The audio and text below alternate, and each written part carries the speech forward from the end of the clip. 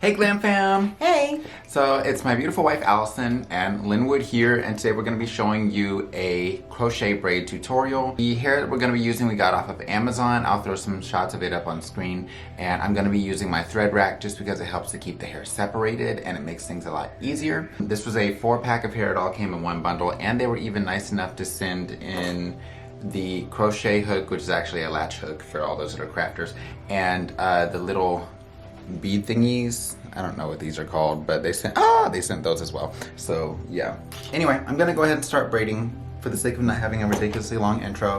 Alright, so I began by detangling Alison's hair, because of course it was up in her bun. From there, we're gonna do some straight back braids just about to where the ear is across the top of the crown. So just behind the apex of her head, which is the highest point of her head. From there, we're just gonna braid these babies straight back, and I'm gonna do so on both sides. I won't show you the other side, so don't be surprised when you see it. Once we have done that, we're gonna go ahead and move up towards the top. I'm gonna do one more straight back braid there, and this should be my parting space here. From there, I'm gonna go ahead and do a curvature around the front. Now this allows the hair to fall towards her face into like a bang. So if you're one that's like conscious about your forehead, things like that, doing this curvature allows you to have a bang that falls down into the face and gives you some coverage of the forehead there. So I'm gonna do one more braid that's slightly curved, and then the rest of them will be straight back.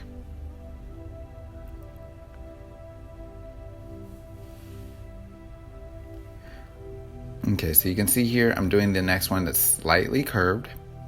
Once we get through with this one, everything else is going to be straight back. So honestly, it's rather simple from here. And I don't know, I feel like a lot of people overly complicate your crochet braids, and it's not really necessary to do all of that. So yeah, we're going to go ahead and skip forward here because I don't want you to feel like you're seeing the same thing for 22 years. Okay, so this is what it looks like once it is complete across the top of the head. I'll go ahead and show you the braiding pattern on both sides, and then from there I'll show you exactly where the parting space will be. So from point of view, that's it there. And we'll come on back over, and the parting space is this space right here between these two braids. So that's where her part will be. Everything else is going to be standard crocheted, but that one will be different, so you'll understand why that's important here momentarily.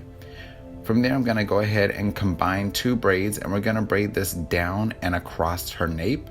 I'm going to add a little bit of hair in there as well, just to help it hold a bit better, because her nape is the shortest area, and I just want to make sure that it holds really well. So adding in hair can increase the longevity of your style. Now this is not the crochet hair that I'm braiding in. This is just some spare braiding hair we had in the house, but you can use the crochet hair for that as well.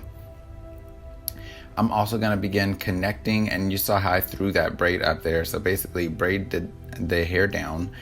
Once you have the tail on there, you're going to go ahead and feed that tail up into the next braid.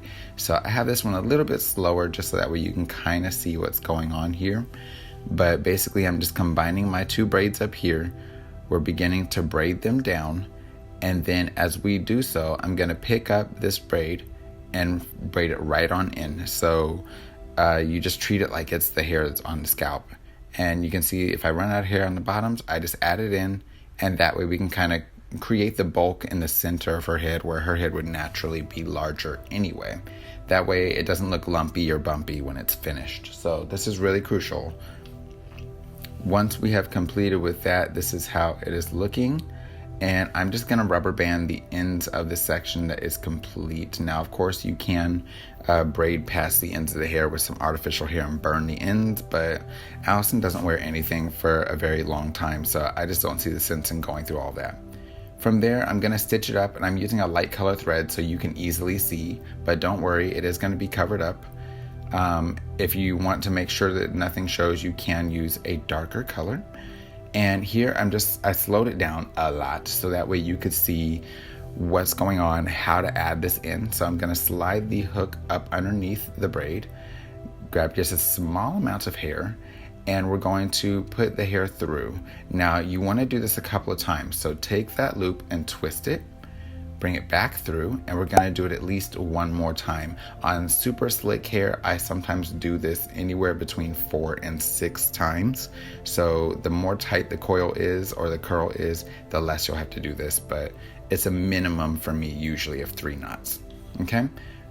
From there, I'm gonna speed up just a little bit, and I want you guys to see it one more time, and then I'm gonna speed back up to the advanced speed that you saw before. So you don't have to place these like back to back. If you do that, a lot of times it just ends up way too bulky and it looks really wiggy. So I'm not a huge fan of placing them right on top of each other. So usually I do them, I'd say about maybe a centimeter apart from each other, or like close to 1/4 of an inch apart from each other. So yeah.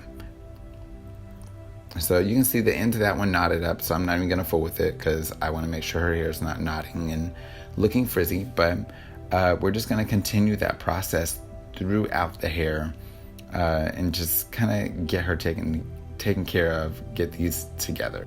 Once we've completed those, you'll kind of see this is how they'll lay here.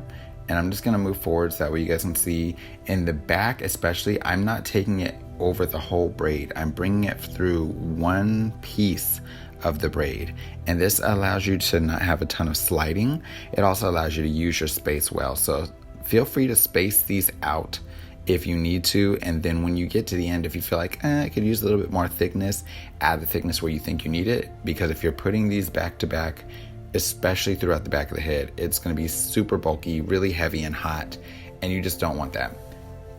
Moving around to the other side, I'm showing you this here because I want you to see really well how far apart I'm spacing them, and also how I'm bricklaying them. So basically one knot falls perfectly between the 2 knots before it, and it just helps the style to look a lot more full, less gapped and less spacey. So yeah, I hope that makes sense to y'all. If not, you'll be able to see here in just a moment. So this next clip here, I'll go ahead and show you like where I'm doing it right in between the other knots before. So right here, directly in between those 2 knots, and it just makes it look more full. You don't see so much of the braids. So this is what it's looking like here. I've got it slowed down again because I want you guys to see, especially on top, it's a little bit better of a view, exactly how this works. So taking the latch hook through, grabbing the loop, pull the hair through the loop, twist the loop, pull through again, twist the loop again, and basically however many times you feel like you need to. I usually do it 3 to 4 times. With this, like I said, if the hair is more silky, you could do it up to like 6 times. And then from there, I just lay it down. Now this is the area where I'm doing her invisible part. So this is her parting space. So it's a little bit different. We're gonna go ahead and pull through, and I'm gonna grab the loop. We're gonna separate out just one of those 2 strands and pull that through the loop. Now this takes a little bit more time, so feel free to slow down just to get this right. Twist the loop and pull that 1 strand through again, then twist and pull through again. So basically the same amount that you would do for your knots, but now you are doing it with just 1 strand. And we'll just pull on both of those, and basically it allows for that top strand to slightly cover the braid. Now you can lay it down with a little bit of heat, blow dryer, something like that. We did not do that, again, because Alison doesn't ever wear anything for a long time. But I will say, the longer you plan on wearing your crochet braids, the smaller these 2 braids should probably be, and the closer together they should probably be. It just allows for a more seamless look, and it makes it look like you're not going to land a plane in there, because the further apart those braids are, baby, you could take the whole tribe of the children of Israel through that parting space if you're not careful. Anyway, so this is it once it's complete here, and now we got to get into cutting because this is really long. So first, Alison said she wanted some layers, and we layered it, and it just still felt a little bit too much. His hair was just much longer than we anticipated. So we're going to cut it a couple times, and you can let us know in the comments below which length you prefer on Alison. But I'll tell you, we ended up going for more of a stack bob, just because it's honestly easier to maintain. And this is summer in Texas. It is literally 108 degrees outside right now, y'all. Like, team entirely too much. Okay? So you can see here, we're looking in the mirror. I'm kind of talking to her about what it is that she's wanting to see out of it. And at this point, she is deciding that she wants it more like a stack bob. So I go in and begin creating that shape for her. And honestly, I just like the way that this flatters her facial features. It still gives a youthful type of look to it. And it's still something that she can pull up if she doesn't want to be bothered with it on her face or on her skin, things like that. So yeah. Let me know what y'all think in the comment section down below. And then this last little bit, it's going to be her kind of talking to me about maintenance and us doing the outro. Like it's regular hair and put some hairspray in it. And you can hairspray it and foam it. You just can't put a massive degree of heat in it. You know how that goes.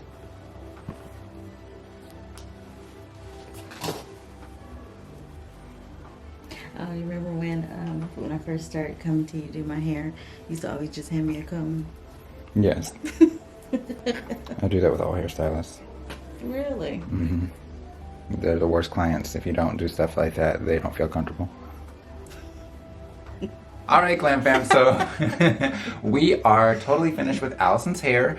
I'll go ahead and get some angles and shots and all of that, and that way you guys can let us know what you think. And yeah, just leave it down in the comment box down below. Alison, you got anything you want to say? No. I'm telling you, worst client ever. She's been like, just lightly trim it. I don't know, layer it. Yeah, I think I want a stack bob. Leave it this long in the front, no shorter. It's, yeah. This is why we don't cut each other's hair much, because it's so much strain. Okay, so I'll get some shots and all that. Until next time, you guys, take care. God bless and stay glam. You know we love you, boo. Bye. Bye.